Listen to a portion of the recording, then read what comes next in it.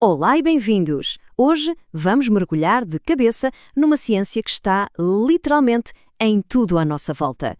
No ar que respiramos, na comida que comemos, em toda a parte. E para começar, vamos com uma pergunta bem fundamental. Já pararam para pensar do que é que tudo isto à nossa volta é feito? A cadeira, a água num copo, o nosso próprio corpo? Qual é a base de tudo? Pois é, a resposta para isso tudo está bem no coração da química. E cá está ela, a química. É a ciência que nos dá as ferramentas para entender o mundo neste nível mais básico.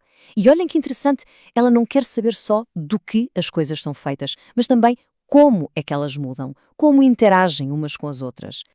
Então, o nosso roteiro de hoje é este. Vamos começar pelo básico, o que é a matéria, e vamos construindo o conhecimento passo a passo até chegar à famosa e incrível tabela periódica. Vamos a isso? Muito bem! Primeira paragem da nossa viagem. Vamos tentar entender o objeto de estudo da química. Afinal de contas, o que é essa tal de matéria de que tanto se fala? A definição, olhem só, é super simples, mas, uau, é muito poderosa.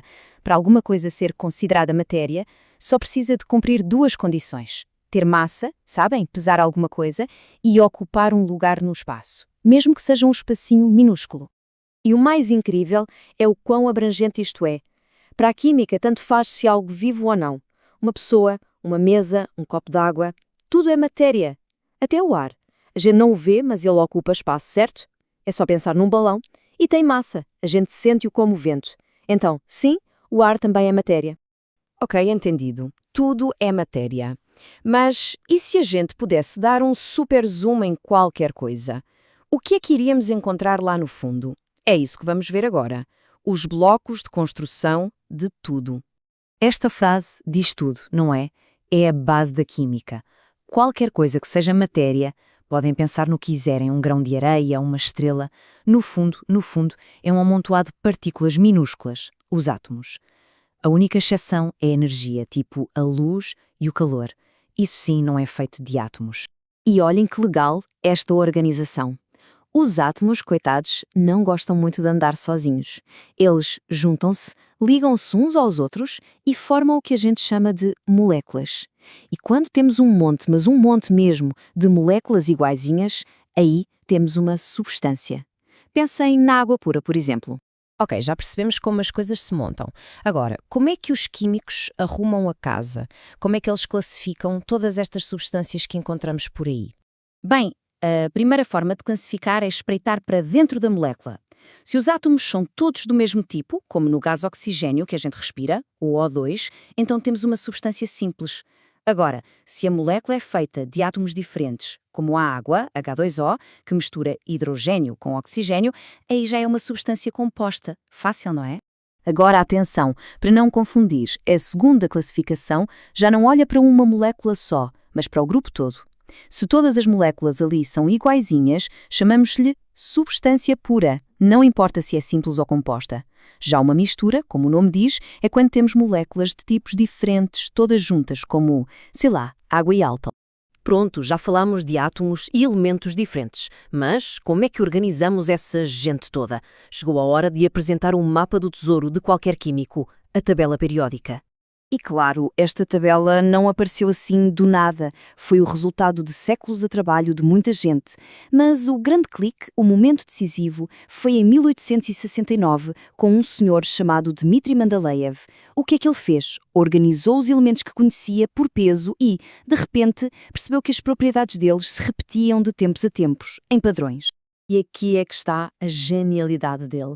Foi uma jogada de mestre. Ele não tentou forçar a barra. Quando via que um elemento não encaixava no padrão, pumba, deixava um buraco. E não só deixava o buraco, como previa como seria o elemento que um dia ia preencher aquele lugar. E o mais incrível, acertou na maioria das vezes. Hoje em dia, claro, a tabela já não tem esses buracos. Está bem mais completa. Temos 118 elementos confirmados. Desde o número 1, o hidrogênio, até o 118, o oganessono. Todos eles descobertos ou criados em laboratório, preenchendo este mapa fantástico. Mas a tabela é muito mais do que uma simples lista de ingredientes. É quase uma bola de cristal. Vamos aprender a ler este mapa para conseguir prever como os elementos se comportam. A organização dela é a chave de tudo. As colunas na vertical são os chamados grupos ou famílias. E tal como numa família, os elementos de um mesmo grupo são muito parecidos no seu comportamento. Já as linhas na horizontal são os períodos. E à medida que a gente avança num período, as propriedades vão mudando, mas de uma forma super previsível. Isso leva-nos a isto, as tendências periódicas.